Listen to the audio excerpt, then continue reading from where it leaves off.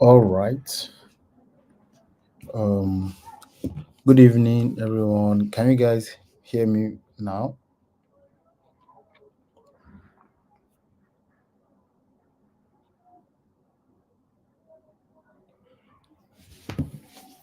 Can you guys hear me? Good evening.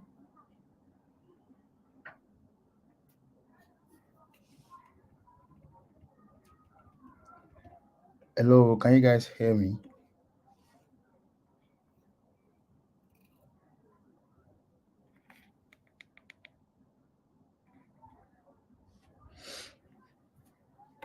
All right.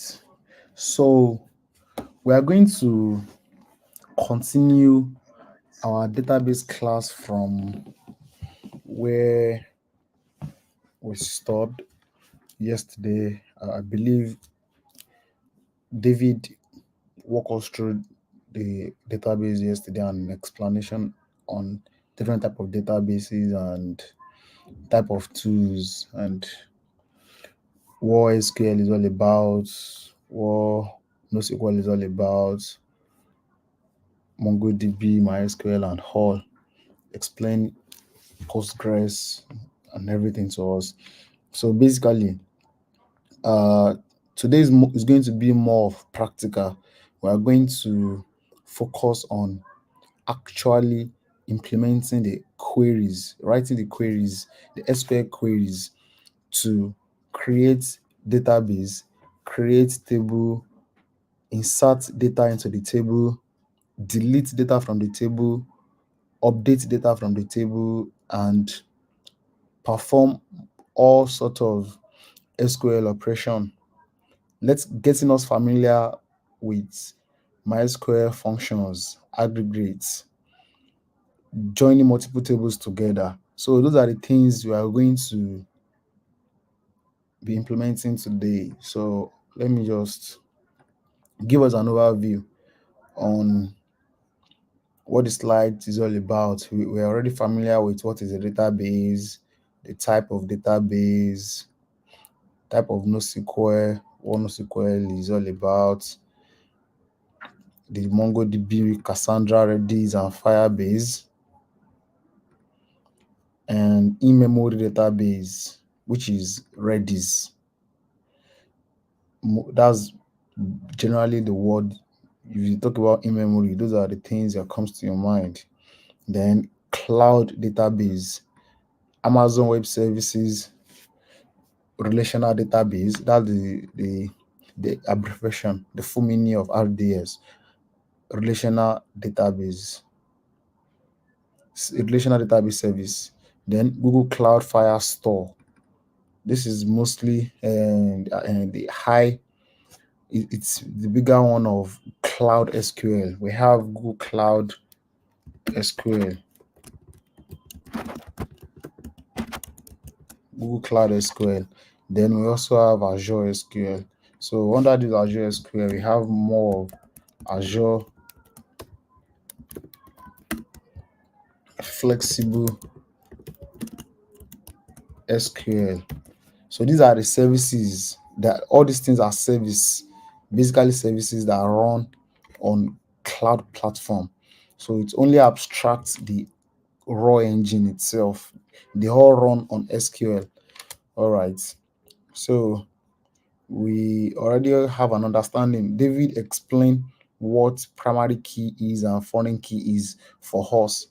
And I can remember that I personally, in the last class, which I inform us, I walk us through, I explain what index is and why why we need an index and the operation indexes perform. So it's basically allow the speed of data retrieval. And in the last class I explained how it actually works when we are retrieving or searching data through thousands of data. So the column you index is what the SQL we pick, we prioritize in searching in the column.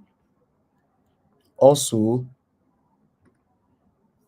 these are the things we are going to be doing today. We are going to be creating a database, create a table in the database. Also, we We are going to insert data into the database, into the table, select it, update, and so on, and delete. We are still going to perform join, join query. All right. So this is just an explanation on the type of the data sets. We have a document base, which is for MongoDB, key value pair, which is for in-memory database, the Redis, and as well, the key value is also related to JSON, to MongoDB itself.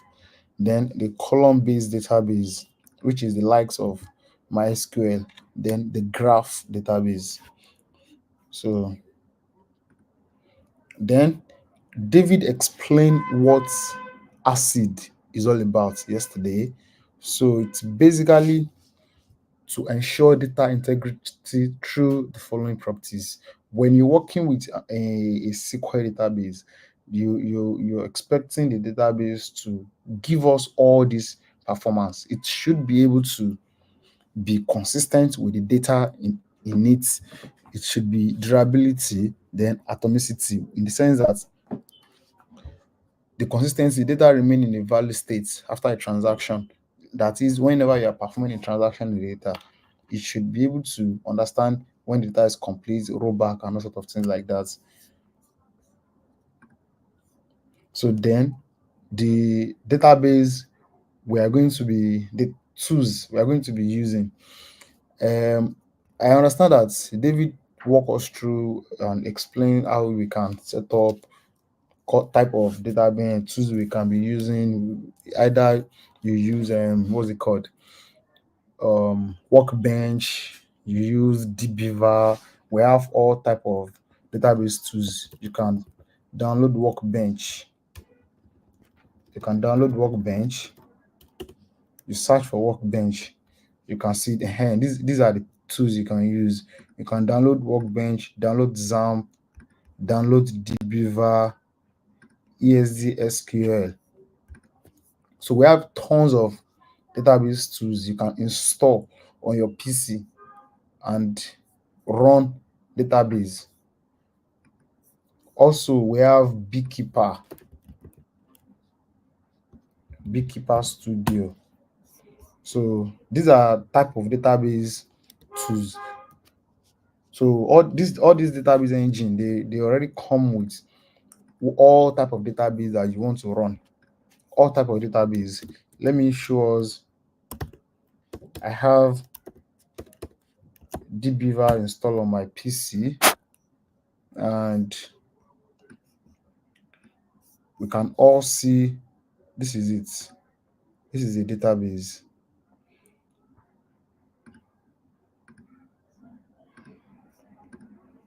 So we can all see all the engine you can set up.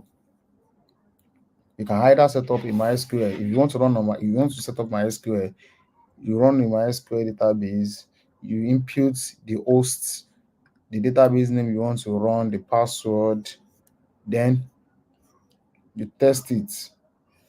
So because I already have SQL set up on my system, that is why it happened like this. It's able to connect to the MySQL that is running locally on my PC and is running on port 3306.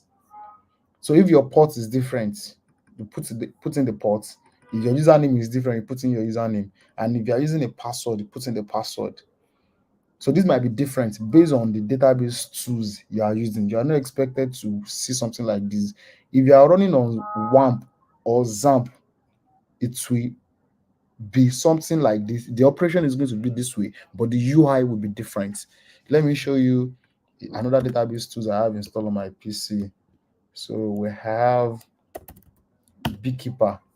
So this is a Beekeeper. When you want to set it up, all you need to do is just select a new connection, the type of connection you want to use, the type of MySQL engine you want to run. So MySQL, put in the database information, the database information, the MySQL. I want to run MySQL. the host. And mind you, if you are running, I don't know if maybe your system or your MySQL is running inside an a VM, or maybe you are running on a Linux and it does not accept what is it called, string like this. You might want to put the host and the IP address, which will be something like this 0.000 dot slash 0 or so, or any on any IP you are running on. So, but since I'm running localhost locally, it understand this. Then you put in the port, the username. What's the user? Root. And username is root. Then the password, you put in the password. If your system have and you password it, then you can test the connection the same way I test it on dbeaver. It looks good. Then you can connect to it. So that's this way you've already connected to the database engine. All right. So we're here to create a database. We're still going to walk us through that. All right. So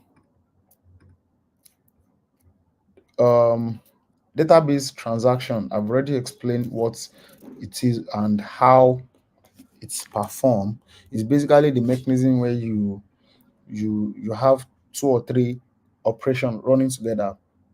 You are writing three operations, maybe you are inserting into different tables, and you're running it on a single operation. If one execution fail, you need to roll back all the three in the previous execution.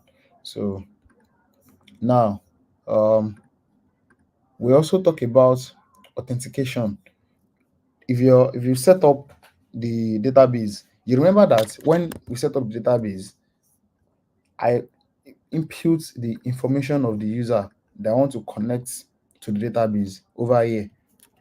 The username is root and the password is empty password. So this user is the admin user that can connect to that database, and it already have all the access to create, to read, to write to that localhost MySQL engine.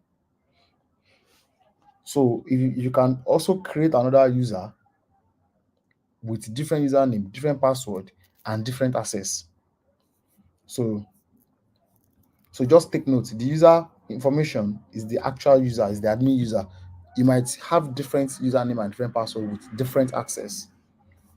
So that's authentication and authorization, what it basically means. And then protects data in rest and at rest using encryption algorithm.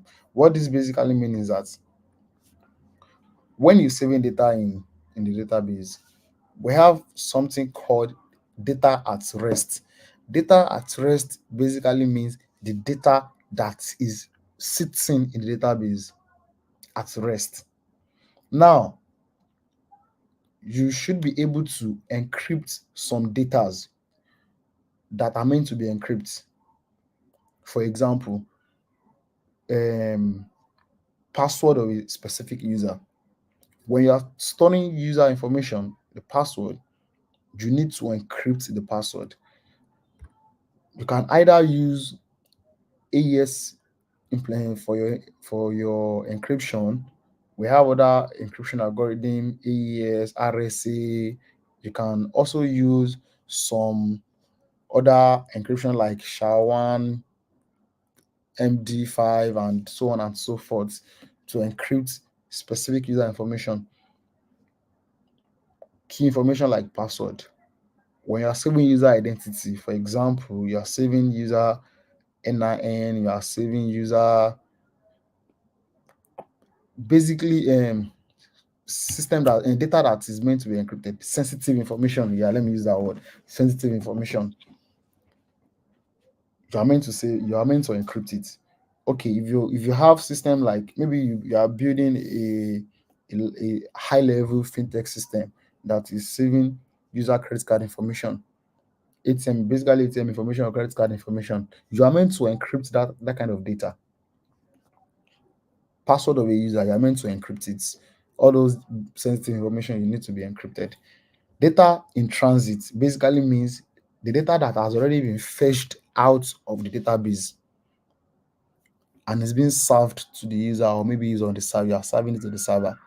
Then you fetch encrypted information from where it is at rest. You hand it over to who wants to use it. It has to be encrypted, whether it's in transit or at rest, over an API. Inside the response of the API, it needs to be encrypted.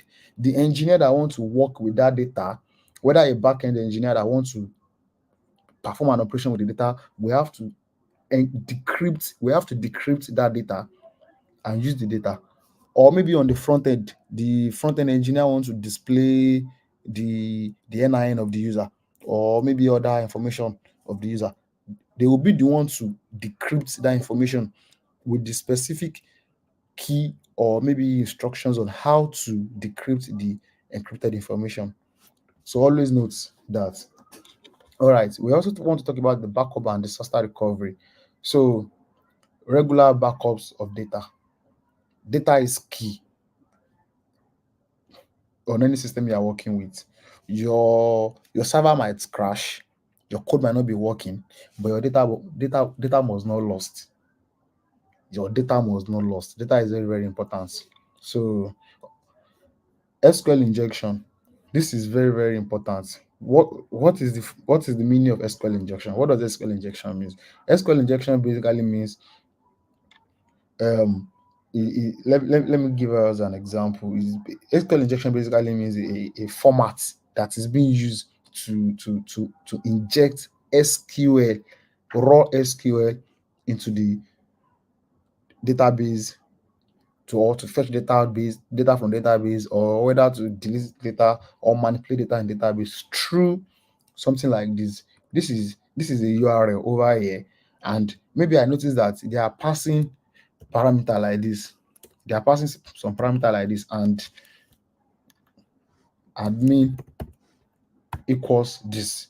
Admin equals Adewale. So I believe some of us must have come across some website like that, that they put all the core information inside the URL parameter. Now, if the URL parameter is being passed like that, some hacker might want to try something like this, might want to inject the raw SQL query into that parameter. Since they understand that they are passing the data through the URL parameter, they might want to write select, or update customer. Maybe they understand the table of the user. Update customers. They might just inject SQL into that place. Update customer, set this to this, just the column name. They might want to perform any kind of attack through the URL. So that's basically what we call SQL injection.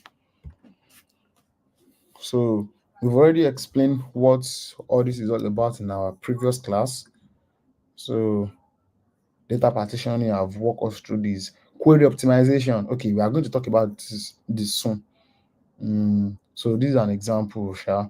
So all right. So let us let me before I even jump into creating the SQL myself, can I get a feedback on how, or maybe some of us were able to set up the database engine before I started writing queries? I need to get feedback. I need to get feedback now. How many of us have been able to set up our XAMPP? Are we using XAMPP? Are we using Workbench? Are we using Beekeeper, dbeaver, any engine? Have we been able to set up the engine on our system?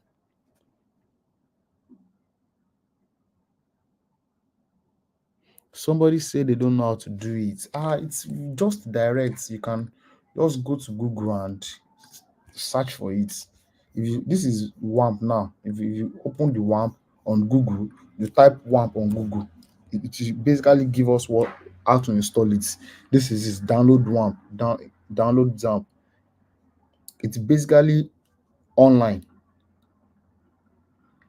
So you can just click on it, download. See, it will give you the information of the type of engine you want to download? Do you want to download a Windows version? Do you want to download a Linux version, or OS X, which is Mac or Apple?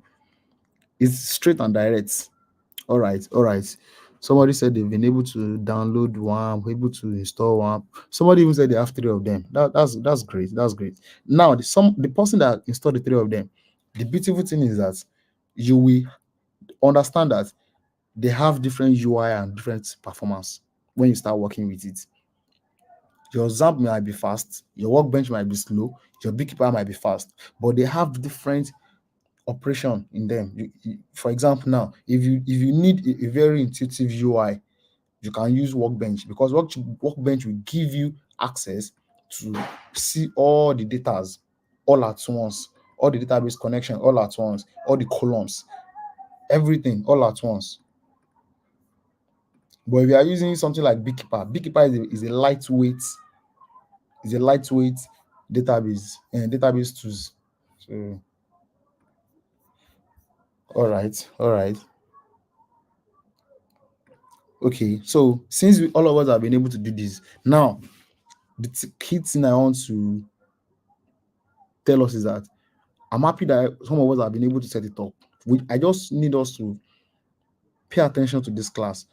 I believe some might try to code along, while some will just watch the video and come back to it and practice and also make more research on SQL. But I will advise us to basically just watch the video and come back and practice it. All you need to do is just grab your pen and your pen and your book.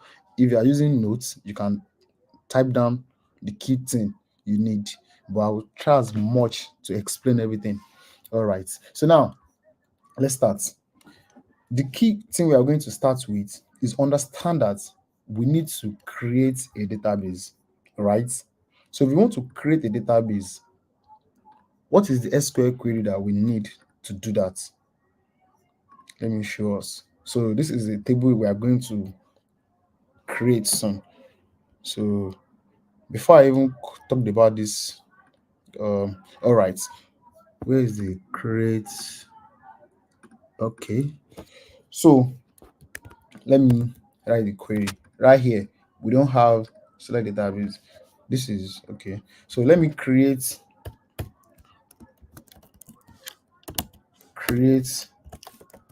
database book camp bootcamp. Please, can you guys see my screen, or I should zoom in? Because I noticed that most of the time people don't see my screen. It's always blurry. All right. So to create a database is just very simple. All you need to do is just note down the important keywords that my SQL understand.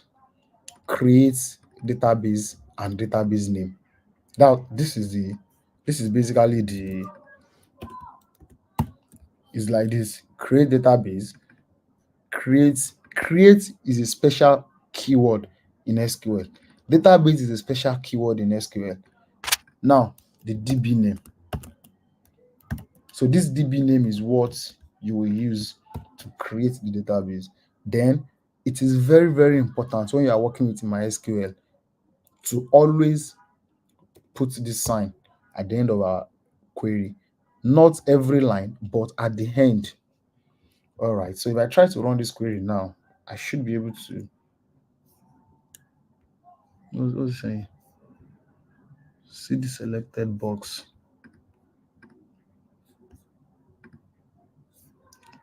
Okay, now it's run.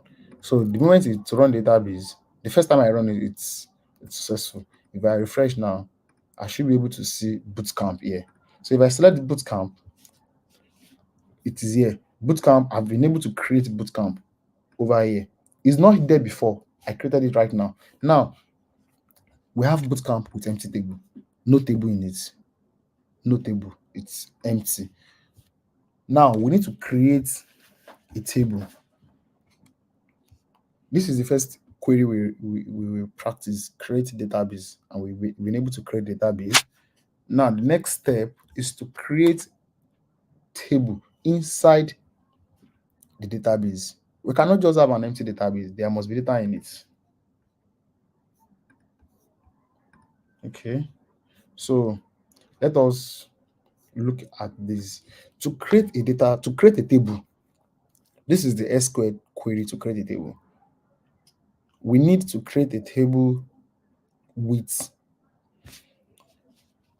this query. Create table, the column name, which is the ID, the data type. So that's why I said we are going to come back to that. So every, like we work, I believe data type we should all be familiar with data type now. Data type means that the type of the data, the value, the the type of value we want to store, we want to assign to it. All of us are familiar with it because we've worked through all these things in JavaScript. ID, we want ID to hold a data type of integer, which is this integer value. So I will expect us to go and read up more on MySQL data type, SQL data type. You can do these data types. You have them, all resources over here, because we have integer, we have big ints, we have small ints, we have tiny ints, and they all store integer value, but they have different size, different memory size, because they can save, they have limited value they can save in the memory. Also, we have varchar. The same way we have varchar that can store strings integer and string value, the same way we have another data type called text. We have another data type called text, which also hold string. Don't confuse this varchar and text to each other. They store string, but they have different memory size. We also have decimal. Decimal store integer value, decimal numbers, like it said, decimal number. Integer store integer value, not decimal numbers. We also have float. Float is also save floating point value, that is number that looks like decimal. Another data type we have is date. It store MySQL date, it store date function. So saving a value in date in MySQL, you can perform a lot of operation on that date function. You can extract just the day out of it. You can extract just the year out of it. You can even extract time, minutes, seconds, hours out of it. I'm going to show us all those things. So now we want to create a name to hold varchar. To hold varchar, age of a user, integer.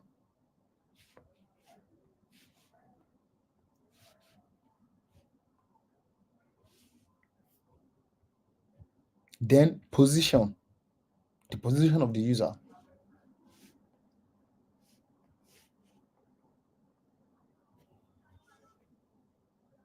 The salary of the user. So basically, this is what we want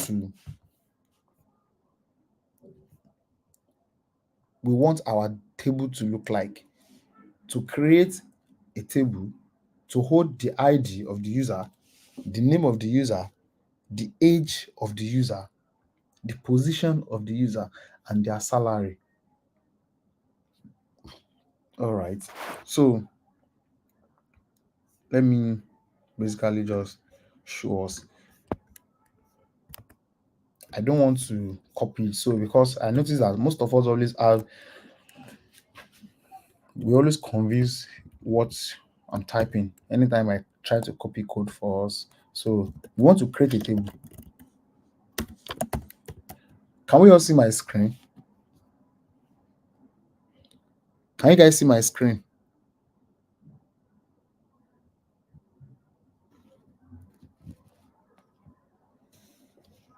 Can you guys see my screen? So create a table. What's the name of the table? Employees. Employees.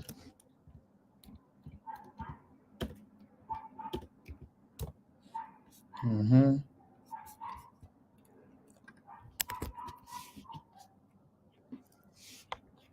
You want the ID to hold integer. The table should not be no. Okay, let me try and be using uppercase for all these things. Int, not null. That is, the table must not be null. The column must not be null. Well, this cannot be even null because I want us to use it as what's it called? Auto increments. I will explain that soon. The name of the employee, varchar, the size 255, non null. So integer, the value will be integer. Then auto increments. That is, it will be the one to the column, this ID will always increase on every data insertion into it. So when we create the first data, when we insert the first employee, maybe Adewale, the first employee, SQL we understand that this column is auto increment. It will assign a value of 1 to this ID by default. We insert another one, Shade. It will understand that the last insertion ID is 1. It will increase the column to 2. Do we all understand that? All right. So we have this name. We also want to have position. Let me just copy and paste this. Position. We want to have age as well. Age as well. Age int 11. So position, then salary. The salary of the employee.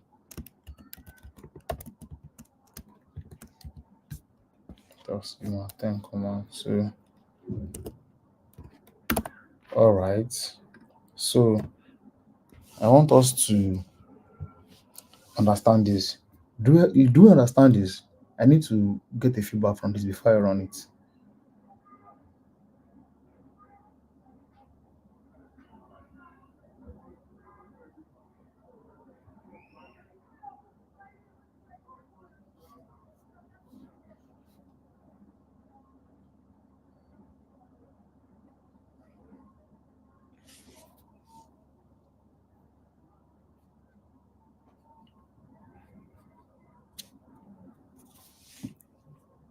I'm not getting feedback.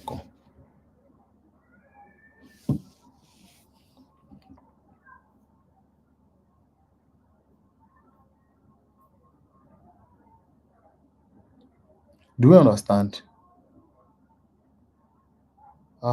Someone said they did not understand though. Okay, what is varchar and int? That's a very good question. Like I explained the other time. Let me show us. So SQL have data types. One. So SQL have data type, and we have different type of data type in MySQL. We have integer, which is int, is a short form of int. We have varchar. Varchar is meant to hold like character, to hold string value. It's meant to hold string value. Then integer will only save a what's it called? Normal number like value like this. it will save a value without a floating point. Value like this. Decimal will always save a value like this. You can specify the range you want for it. This will the format will be like this. Decimal. You specify the length you want this first value to be. You can put 11, 2. This is the format. Do you understand that?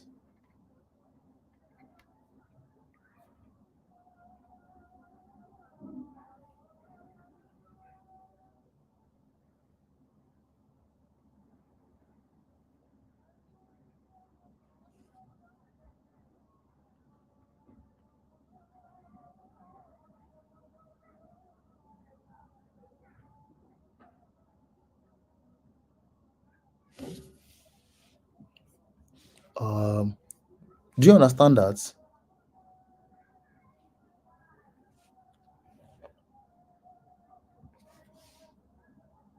Someone says they don't understand. Okay, let me first let me run this first data. Let me run this first. Let us create this table first. So we have this, then we can now have coming. I don't want all this explanation to slow us down without actually the dates the user register. So the value and the data type will be date, then it can hold, it should be a default. So we are not going to specify current underscore dates. So let me explain what we can see that this last date, this line is different from the rest because this first line, I'm expecting that this first line, it will auto-populate it itself for us. The same way we want this date, the SQL engine to auto-populate it. These two lines, it will auto-populate these two lines for us. I'm telling this that created on, let me use that word, underscore on. So the day we create the user. So the data type is date, and I want to set a default value for it. A default value to be current date, the day of the registration, current date. Now, we explained that we have keys in SQL. Keys in SQL. We have primary key and foreign key. Okay, don't let me talk us through that. Let us create a table first. So if I run this, you have an error near the integer at line 2. All right, let me try and specify use. Probably is because of this. I didn't specify the database to use.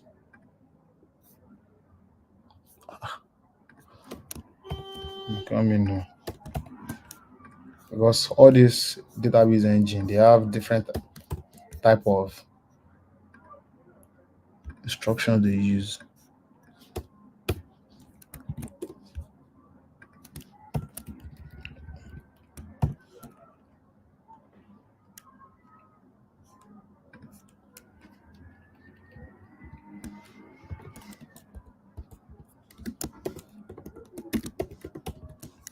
I'm coming now. I'm line 1. This is line 1.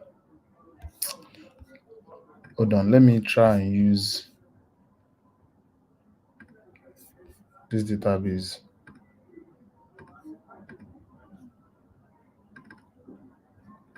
All right.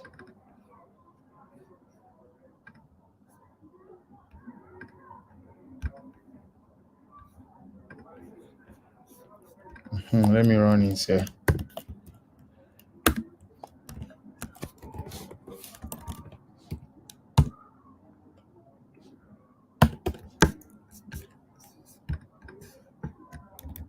Let me paste it here. So employee, if I'm having any issue here, this will show. So I'm running this execution and this query inside dbeaver.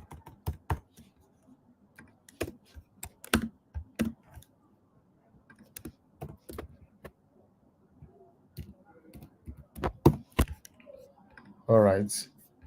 So let me try and run it.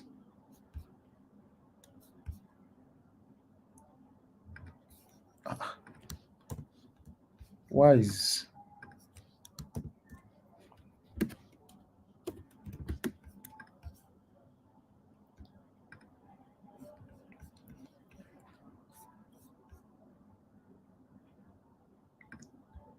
oh, I did not specify the keyword table to it. That's why it's throwing error. Create table. So if I run it, it's still showing the same error. On line 3.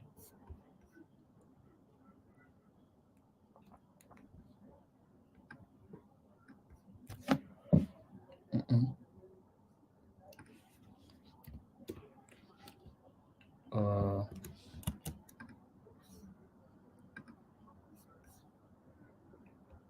position on line 4.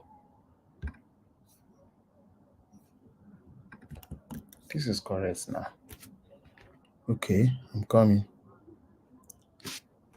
Let me check the format we are using in our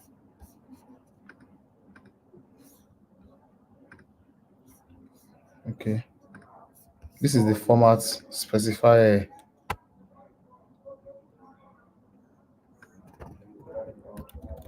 Do we have anything different here? These are the type of issue we are going to you guys will be facing when you start to. You guys should get familiar with it.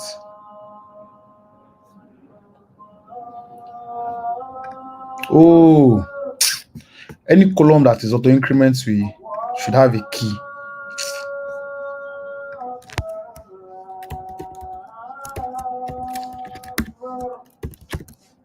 Should have a key. So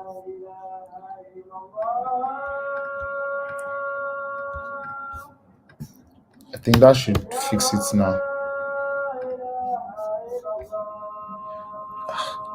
Still not fix it though.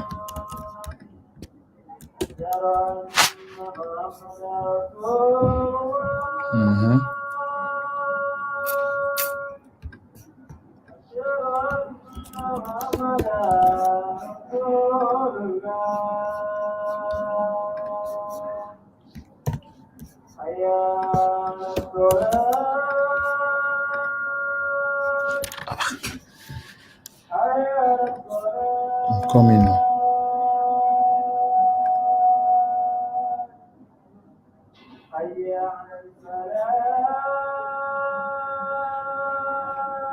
Do I have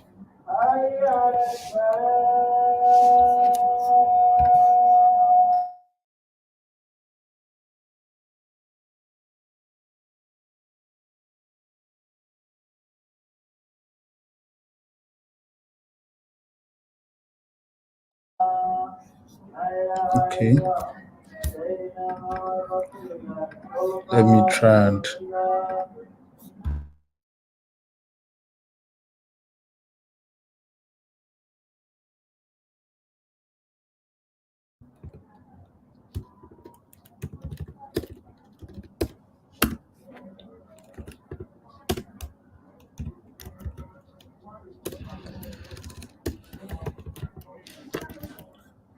employee. So I'm creating it all over again. ID, integer,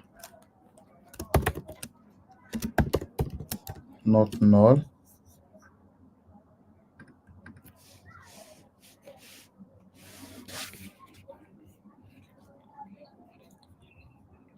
Hello?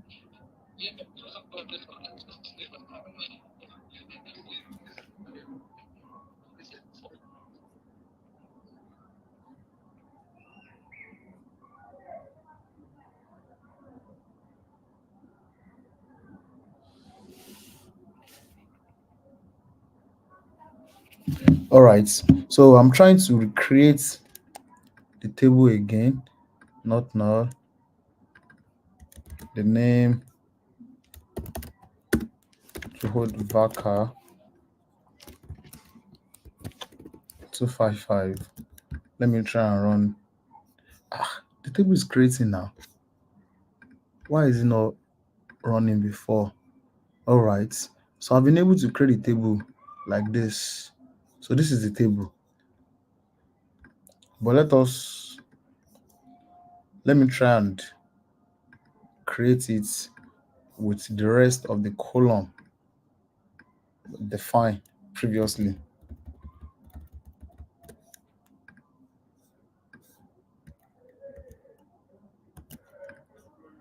All right. So we have the age, the integer value, position, and this. Now it's running.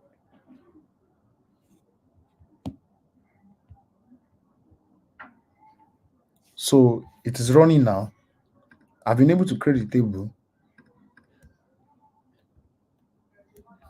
So if you guys look closely here, this is the table. This is what we have here. Can you guys see the SQL query? Can you guys see the SQL query? So all the columns we have inside the table is here.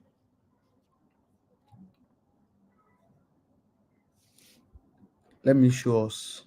So we have the table like this without data, and these are the properties of the table, all the columns that belongs to that table. Can we all see? Now, we've been able to execute this query to create the database, to create the table for the database.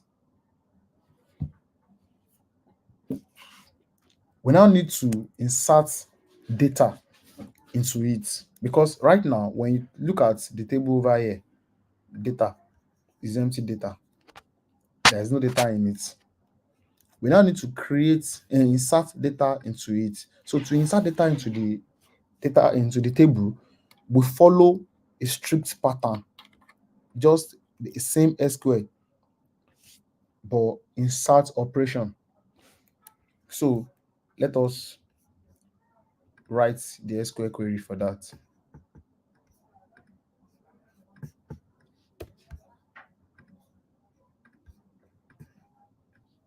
So we are going to create the SQL query, insert into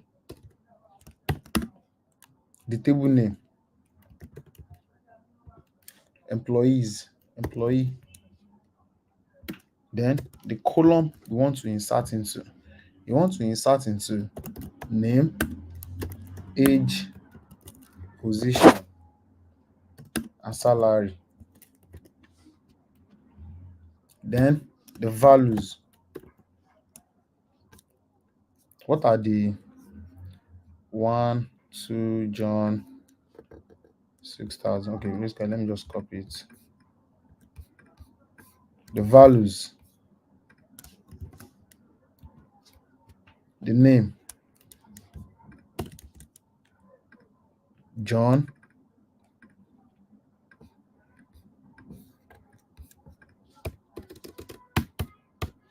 we want to insert John, which is the name, the age, 29, position developer, and the salary, 60,000. Do you understand? Can we all see very well?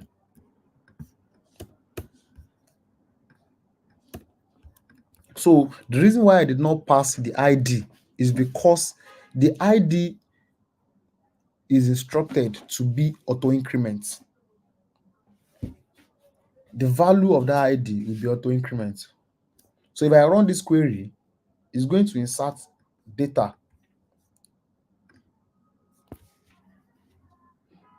Why is this thing throwing? Save every time.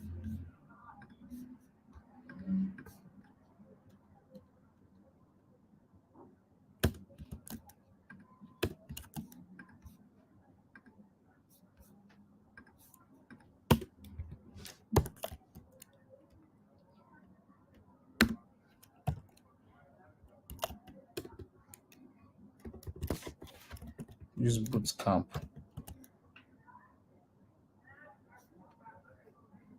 I've instructed you to use BOOTCAMP.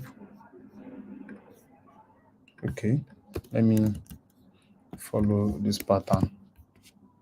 I will define the bootcamp dot employee. So if the SQL to instruct the query to use a specific table is not working, you can define the database name dot the table name this way.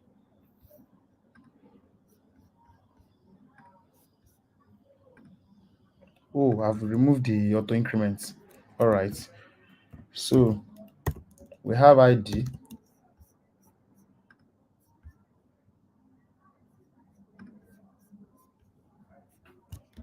This way, then you have 1. So can we all see this value very well? Let me break it down for us. Then we have values. So if I run it again,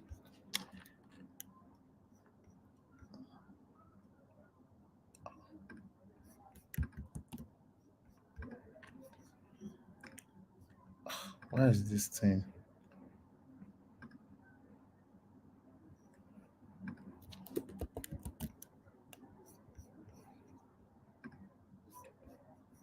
All right. If I try to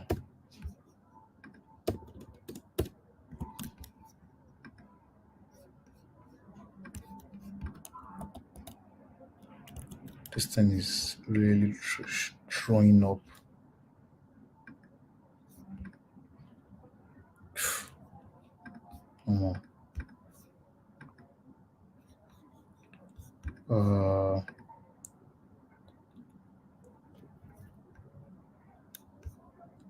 ID. How did you reference the ID? Oh, okay. All right. The data has been inserted into the table. So if I come back here and refresh the table, the data is there. Can we all see? The same format.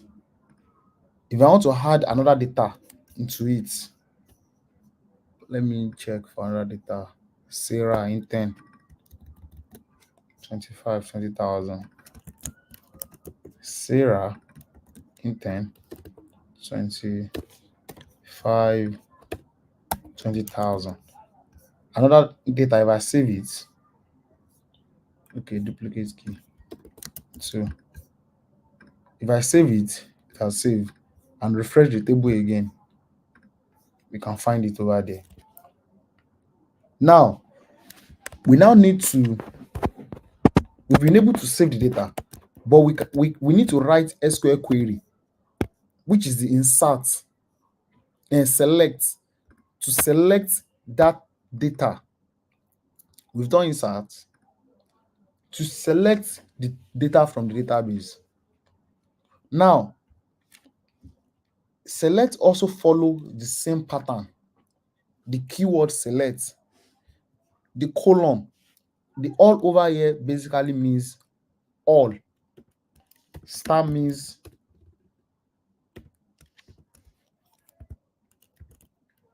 means set all column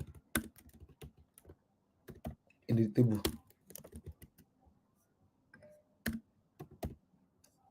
All column. But if you want to specify specific, oh, it is 8 o'clock, we are going to have a 10 minutes break now.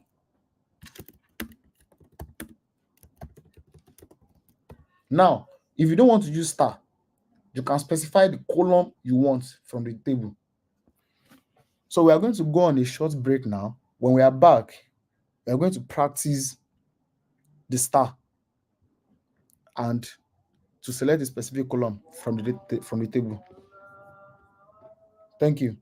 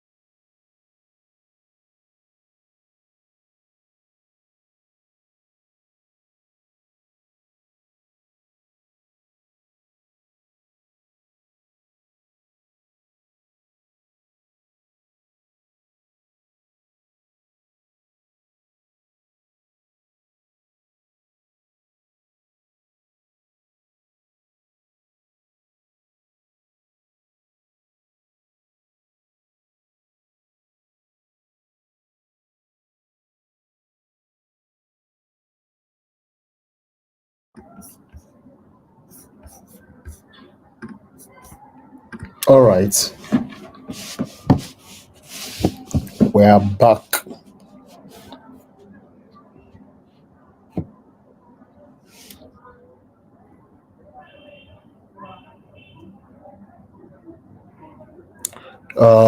Hello, we are back. Oh.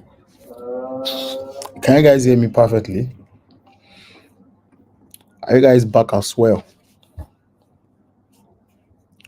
Are you guys back as well?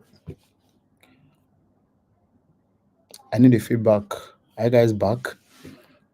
Don't worry, I will do a recap on everything we've been doing since morning soon. So I just want us to practice how to select data from database. So I will do a recap. Am I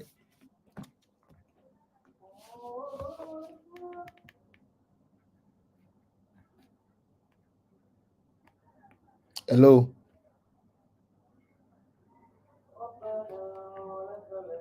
Can you guys see my screen as well?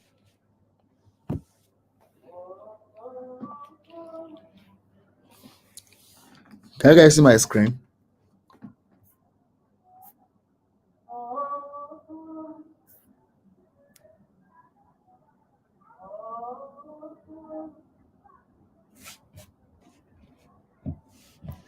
All right. So now we've been able to create table, create database, create table, then we've been able to insert data into the table. Now we need to write a query to select the data, or basically to fetch the data. So now let us practice it.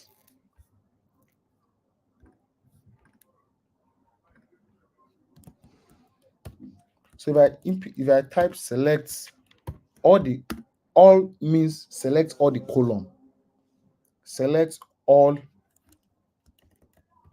from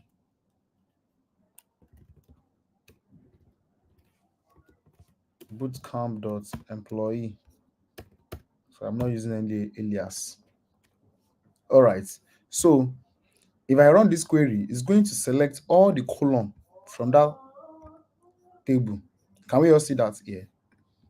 Is my screen visible very well? Can you see my screen? Can you guys see my screen? All right. This is it. So like I explained, all we select all the column. Now, if I want to select just name and position, I will specify select name, comma, position. So if I run it, it's going to select just the name and the position. Now, you guys might be asking why don't we use all? Why don't we use why are we using this? For performance issue, always select the column you need, not selecting all the column. I explained this in our last class, I think 3 days ago, before David class. So now we've been able to implement select, insert, create table, and create database. I would like to do a quick recap on it so you can refresh now. So you can all see that.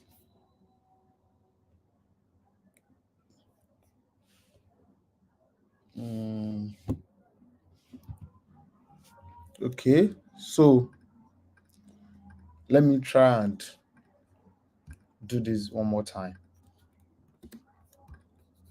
Let us try to re-implement everything from scratch again.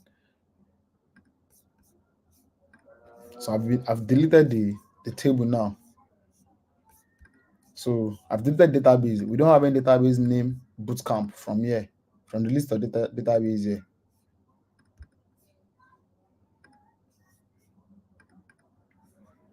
So in the database here, these are the database we have, no bootcamp.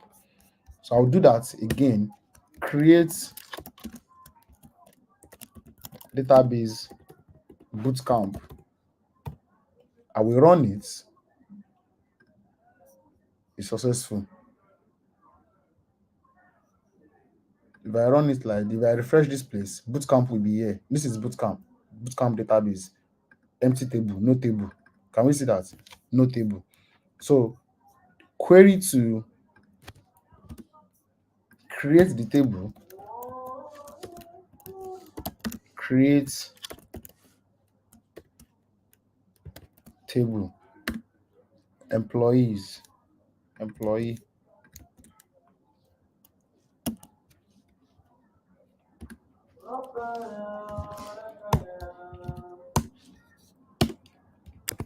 So ID,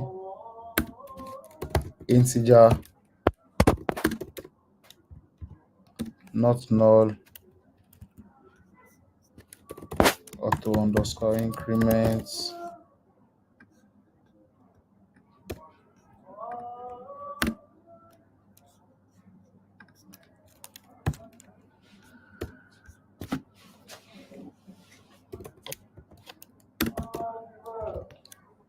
not null, auto increments. So name, the data type we want to assign to name, varchar. Okay.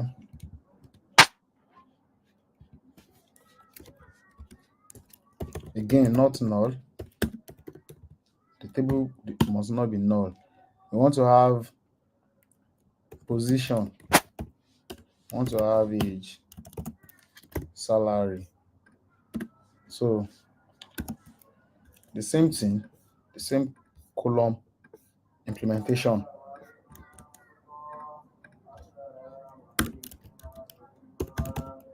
Decimal.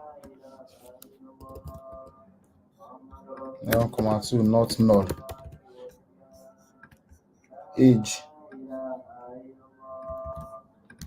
integer, not null. So this is the query to create the table. Can we all see that? So I want to assign a primary key. So ID. So if I run it now, no database selected. What's it called? Bootcamp. Let me see if this will work. All right. So the table has been created. So if I refresh this bootcamp, this is employee table. Inside it, the properties for it, we can all see ID, name, position, age, and salary. All right.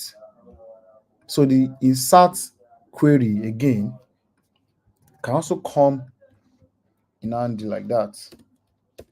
Let me comment this in case anybody wants to follow it. So insert query, insert into bootcamp.employees. So which column? We want to insert into name, age, position, then salary. So these are the column that we want to insert into, right? So we can now define the values we want.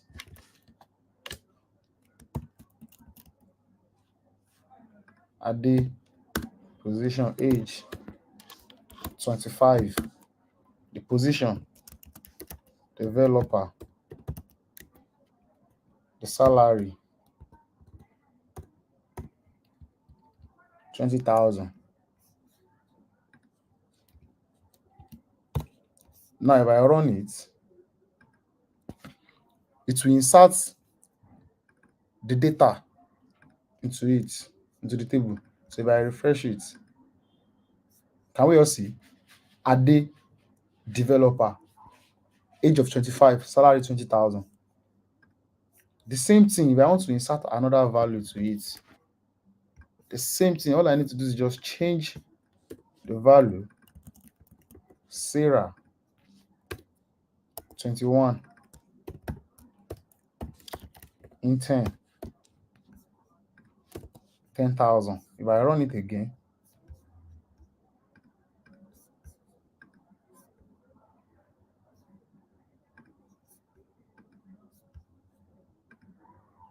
so I run it. If I refresh the table, I'm still going to have the data. Sarah in 21, the salary of 10,000. Now, go back to the select query. Now, we've been able to select. We now need to talk about condition on how we select.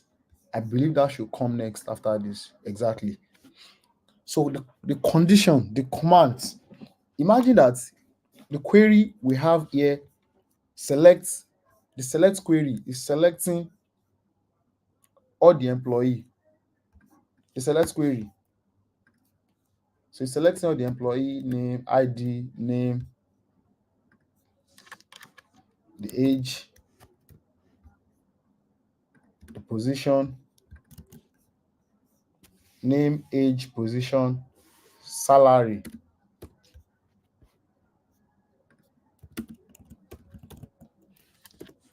Then salary.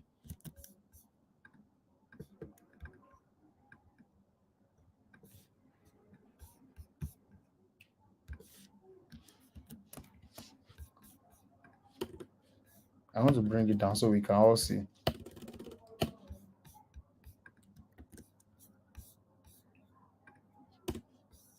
So all the columns we are selecting. So if I run it,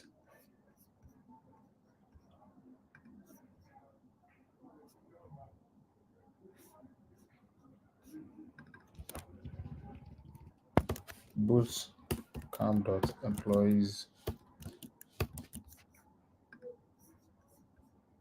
unknown column position. What's the name of the column? Oh, post. All right. We are going to write a query to update that column. Can we also see that we made a mistake over here? The position is not correct. There is a query to alter table, to update a table column, not table value. We are going to talk about that soon. Now, let me focus on what we talked about, we are discussing here. The command to select a data based on the value we pass to it. Let's assume we don't want to select all the data in the database. We only want to select employee that only falls under the category of intern. We only want to select all the intern we have in the company, or we only want to select all the employees we have in the company that their age is greater than 30, or their gender is male. We want to select all the employee that their salary is greater than 20,000. These are the type of conditions that can happen. Anytime, when we are building system, that actually works in real life, that is being used in real life.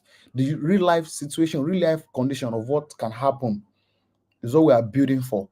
Now, the command that we indicate the condition is where clause. Is called where clause in SQL. When you select all your column, this is another thing I want us to focus on. SQL query has an hierarchy on how it's been written. Can we all see what we have here? The hierarchy comes this way: select query, followed by the columns, followed by the table you want to select. Now we want to introduce another condition, which is where clause. Where clause comes in after you've defined the table you want to select from. So this will come like this, where now your condition can now comes after that, where ID is greater than 0, and multiple condition and age is greater than 21. Multiple condition, multiple condition, multiple condition. You can even have and position, and if I input and position, I want us to see something, and position equals intent. We believe that our expectation right now with this condition, we should receive 0 data because no data falls under this category of condition we type here. We have a data where the id is greater than 0. Obviously, all our data in the database is greater than 0. The age is greater than 21. This is the only data that falls under the age greater than 21. But position is intent. No data falls under that. We understand that when we are teaching ourselves JavaScript that time, we talked about operators, and operator will always be true when the left hand side and right hand side match each other is true. So if I run this, 0, we have 0 data, no data. But if I put developer here, this will return data for us because this query is true.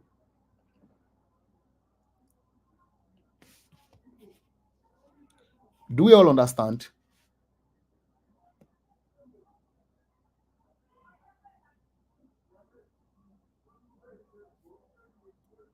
Do we all understand?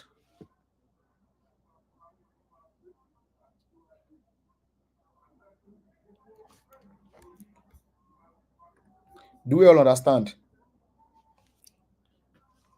All right.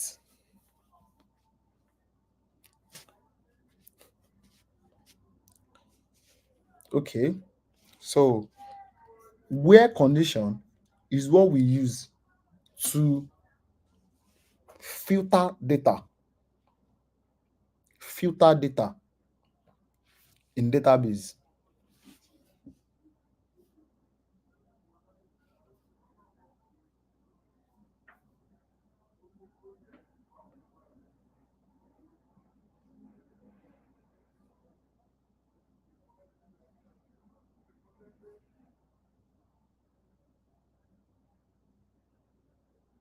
All right. So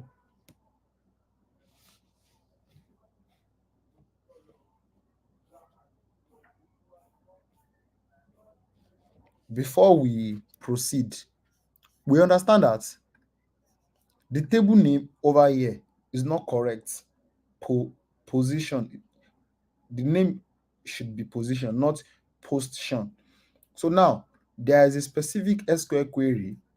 We have SQL query called alter query. Alter query is used to update the table, whether you want to add column to the table or you want to drop a specific column from the table, you want to change data type of the table. Alter query is what you use. So now I want to update this position to position. So what I need to do is just type the table, alter the table name, which is bootcamp.employees. What do I want to do? I want to rename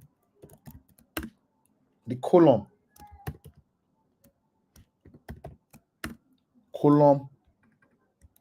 position to position.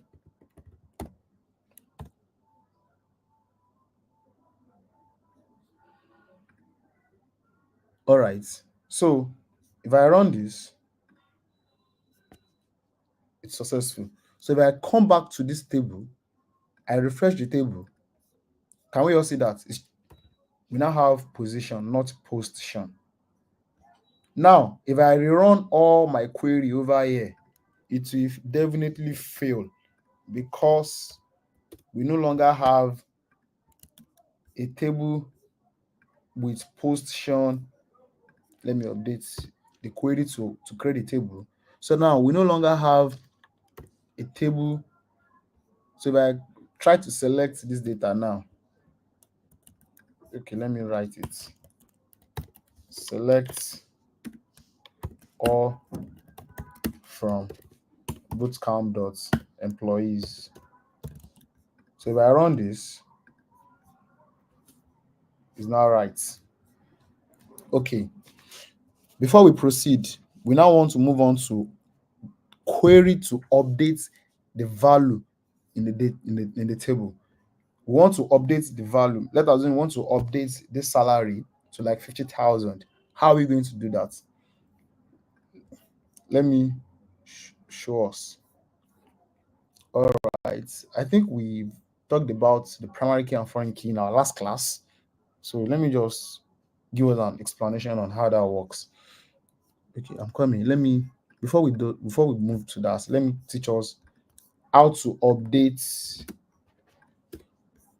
the update query. So we have, like I explained the other time, there is a hierarchy on how you write your SQL query. Let's pay attention to this. You want to write SQL query to update. So the format is you type update the table name, bootcamp.employee, the table name, the column we want to update. We want to set salary to what value do you want to update it? I said 20,000 to 50,000. Let us want to update it to 50,000. Now, how are we going to understand the specific column to update? That's where the clause comes in. Where your where clause, where ID equals 1, right? Or do you want to have multiple columns you want to update? You want to update the salary to 20,000. You want to update the name. Name equals to Adewale. Let's run this. It successfully run. So if you refresh the table, you come back to the data. This is what we have. Adewale 50,000.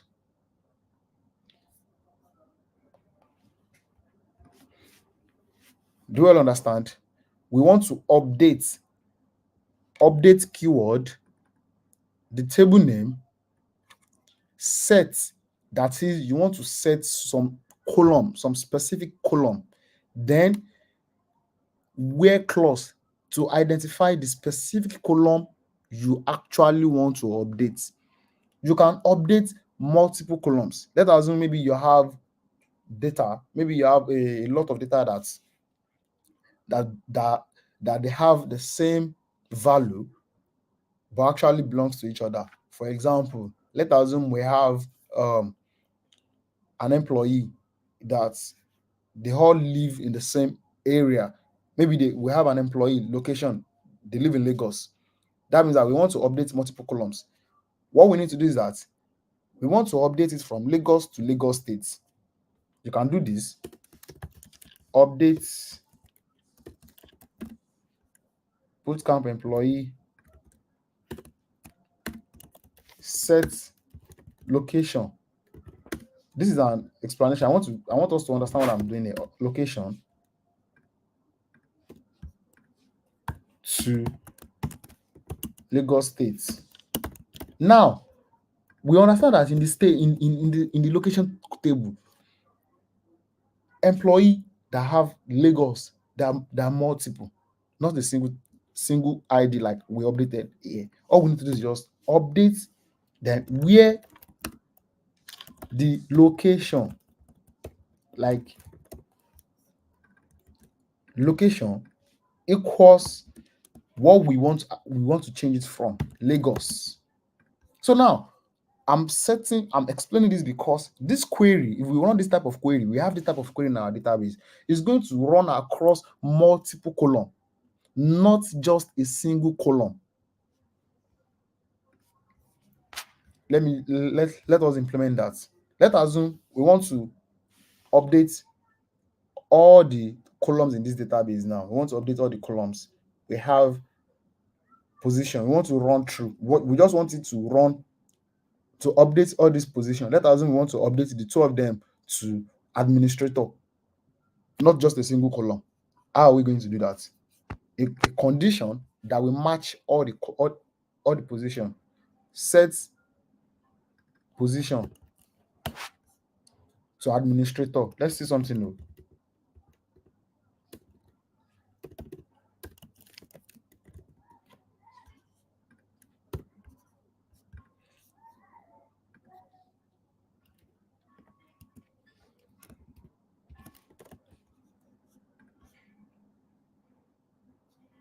Now, we can easily instruct the table that we want you to update it where the ID equals 1 and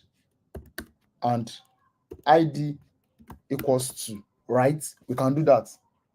But instead of doing that, we can just tell it where ID is greater than 0.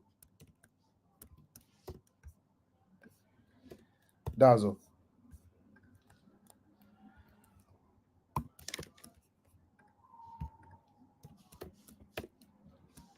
Where ID is greater than 0. This query will be true because all the ID we have in the database is greater than 0. So it will run across, it will run and update all the columns that match that information.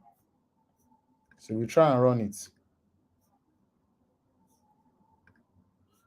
Now, if I refresh the table, can we all see? Because the condition satisfy ID greater than 0, multiple column match that condition. Multiple column match that condition. We should go and read up on where we implement where clause that have multiple condition and a single condition that match everything. All right. So let us implement. We've been able to practice insert data into the table, select data from the table, update data from the table. We've been able to update the column in the table, like alter, update column in the table. We can also add column to the table using alter query. Let me show us how to add data column to the table. The query to add column to the table. Alter bootcamp alter table bootcamp.employee. We want to add, let us want to add location to the table. So alter employee default location, then add. Let's not forget the alter table query we had the other time is rename, because we want to perform a rename operation. But this time we want to perform add operation. We want to add column to the table. So add location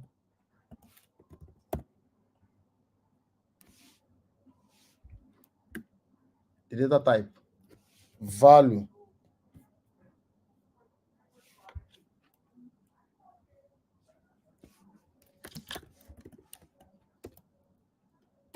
var 255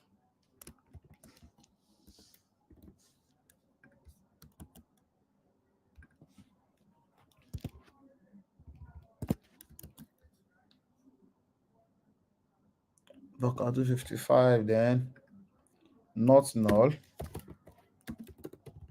then the default value Lagos State. All right. Now, this query we add column to the table. We can even specify after which column should the location be added. You can specify it to add it after salary. So you can specify that. You can also specify that. Add location.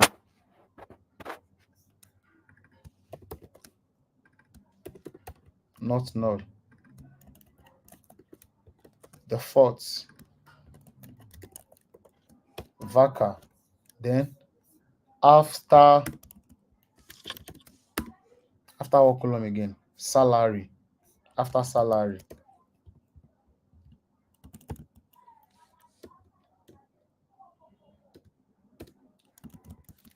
After salary. Now, if I run it,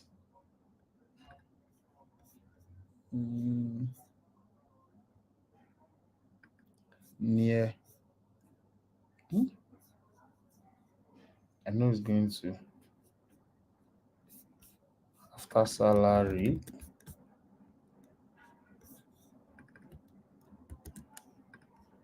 Let me remove this first. I'm coming.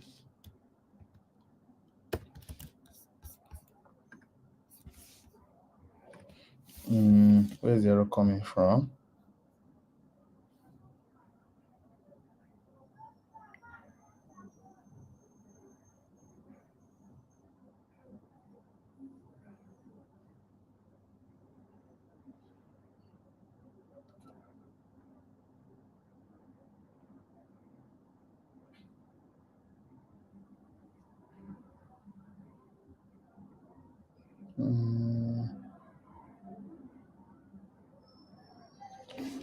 After the column that is specified.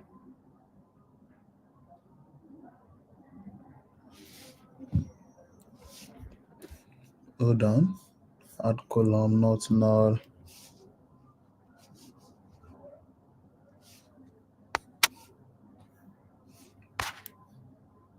Location.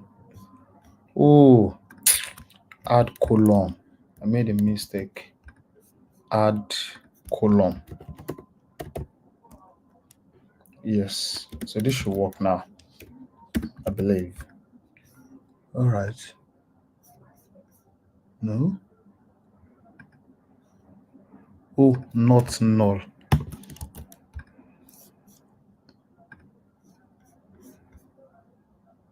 Near salary.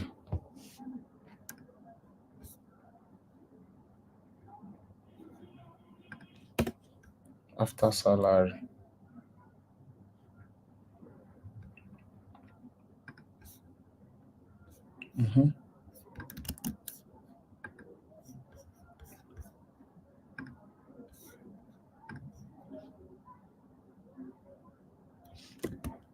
The default don't want to work. Oh.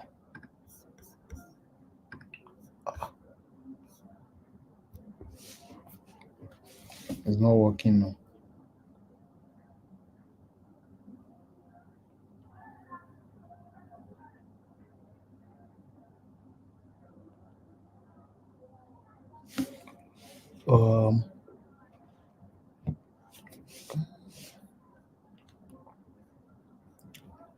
Author table, the table name, had the column, the location, the column name, location,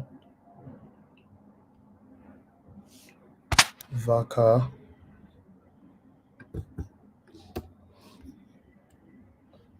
default value, after salary. Why is it after not?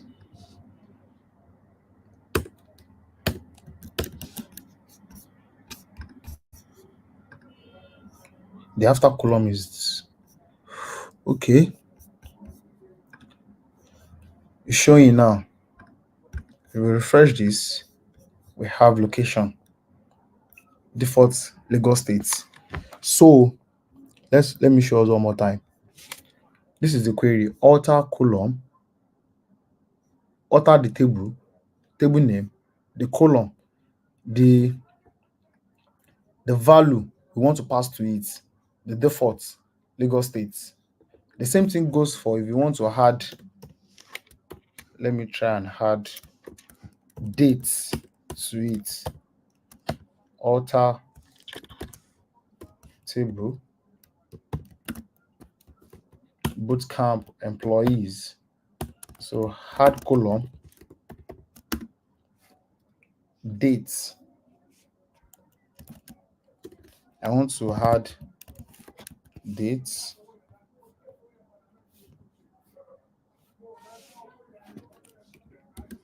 The data type will be dates. So the default value should be current underscore date. I know this is new to us, but it's because this is MySQL function. Then let me implement that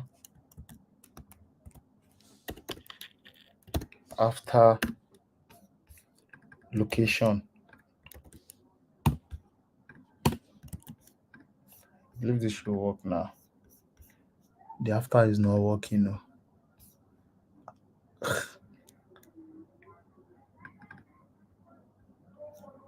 The location is there now. Anyway, let's run this.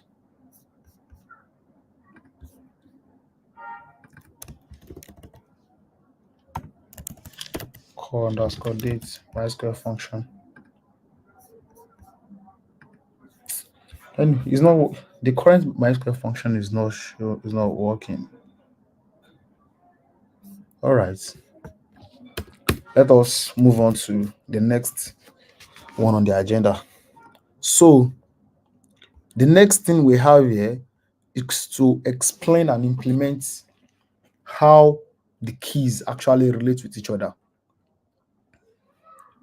We understand that we've explained primary key and we've been able to use it. When we create table the other time, the employee table will define the ID to be primary key. You want it to hold the value to be unique, to be the key, the primary key column in that table, whereby if you want to search for that table is the one we're using is unique, right? Now we want to create another table to map the relationship from the first table to the other table. The example we cited, employee table, the ID is the primary key. If you now want to relate the table, the employee table, to the departments, the primary key will be the key to add in conjunction to the previous table, the employee table. Now, how are we going to reference it? We are going to reference it using a key called foreign key.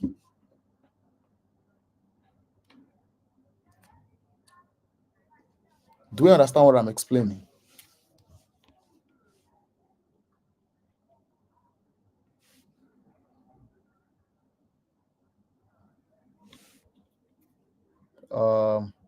Are we getting this?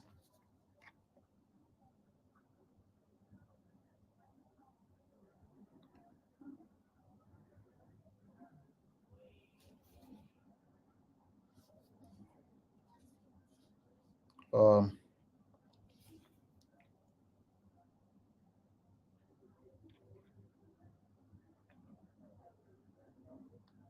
are you guys? I need the feedback from this before we actually implement this. We still have a lot to cover over here. I still want us to implement joins, or maybe this can come in the next class, the join implementation, and also explain all the functions, all the MySQL aggregate functions for us. Which parts do you guys want me to recap on? Because I can see no.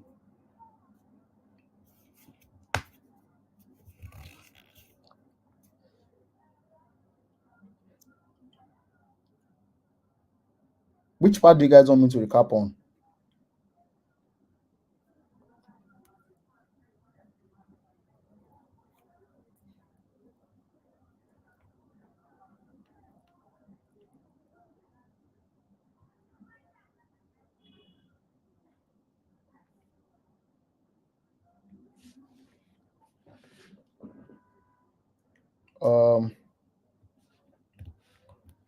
which of the last parts is this? The query to add column to the table, or where we are updating the table?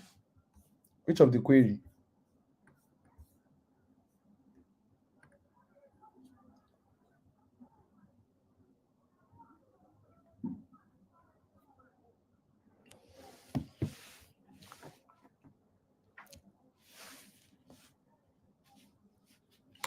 Okay,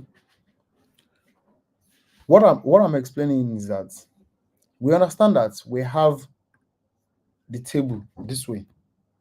We only have how many columns do we have here? We have ID, name, position, age. Okay, let me show us very well over here. Probably is going to be clear.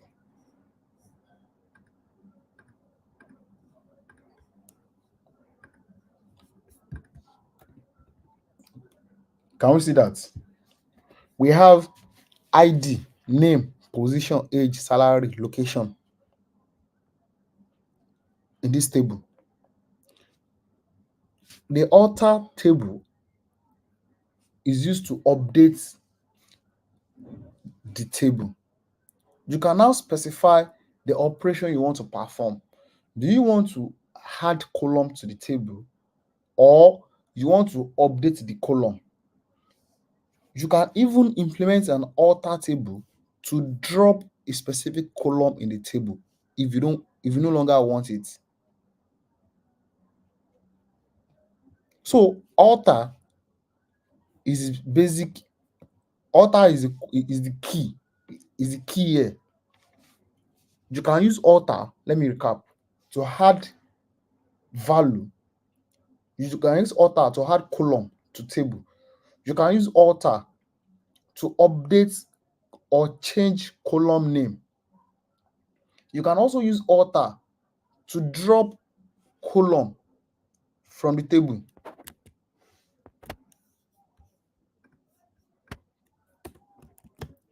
Alter table bootcamp.employees drop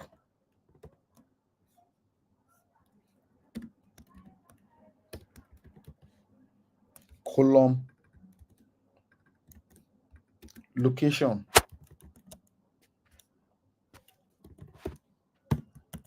Can we see that? We want to delete the column table, the column location column. If I run this, it's going to drop the location column. Successful. Now if I run it, see, we no longer have location column anymore. Can we see? Location column is no longer there. Alter query is used to drop column based on the things we've implemented here. We've used alter query to delete column. We've used alter to add column. Those are the things we've used alter to perform here, to add column to table. Add location column. We've used alter to add location column. We've also used alter to update column name.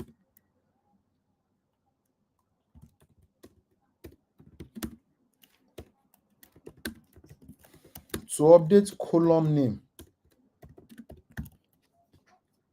Can we see that? We rename the column name. So those are the things we can perform using SQL.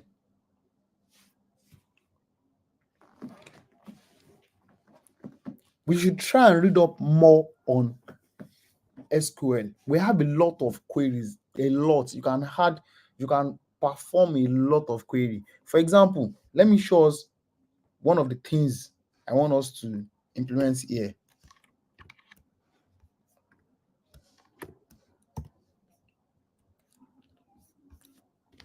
we no longer have much time, but next class, this is what those are the things we are going to be implementing.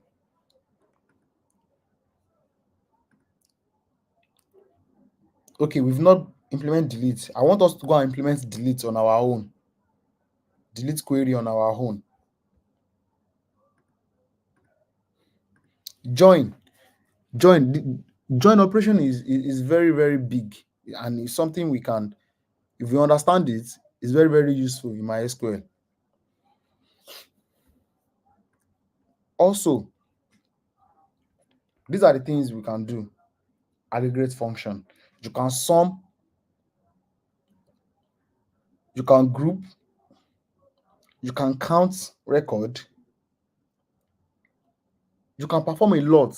For example, let us implement this sum now. Let us assume we want to sum all the salary with when our employee are collecting, so we can understand how much are we actually paying out to all our employee in the company. So now, for example, we have these two records in database.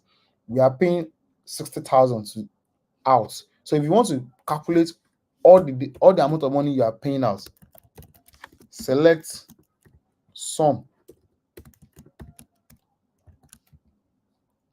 of salary from bootcamp.employees.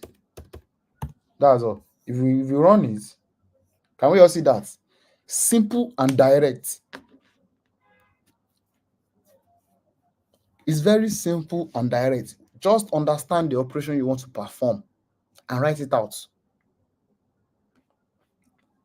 We still have a lot more aggregate function. You can count.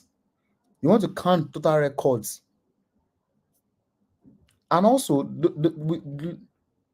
let not us forget that all this query still falls under the hierarchy that you can add conditions to it. Where this, where that, where this, where that.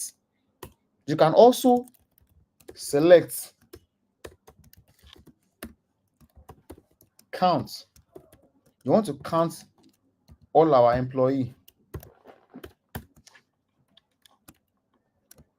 You can use all. You can specify the column anyhow you want it. You can use add. You can specify the column as total underscore employees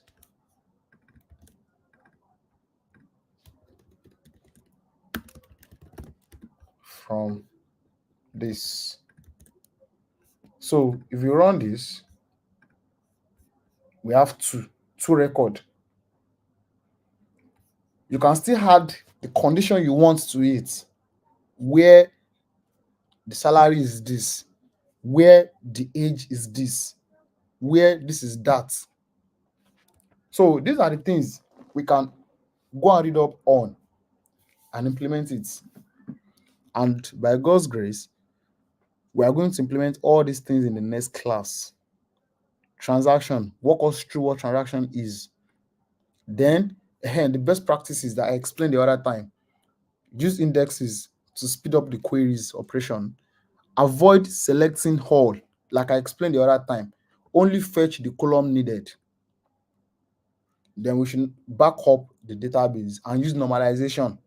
This will reduce the redundancy. We have different type of normalization. These are the things we are going to discuss in the next class. Also, security, encryption that I explained earlier. Then parameterized query to avoid SQL injection. Those are the things I explained the other time. And also the access control. The access control is what I explained the other time, that you can have access to the user you used to log in to access the database. You can add multiple users that have different permission. A specific user cannot read, a specific user can write. Give them access based on how you want them to use the database. So this is where we are going to end our class for today. And if you have any more questions, we can always drop them and ask more questions.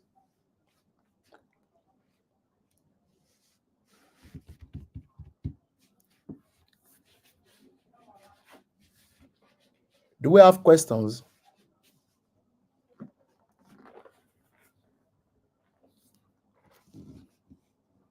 All right. In the absence of no question, I think that will be the end of our class for today. And see you guys in the next class. Thank you very much.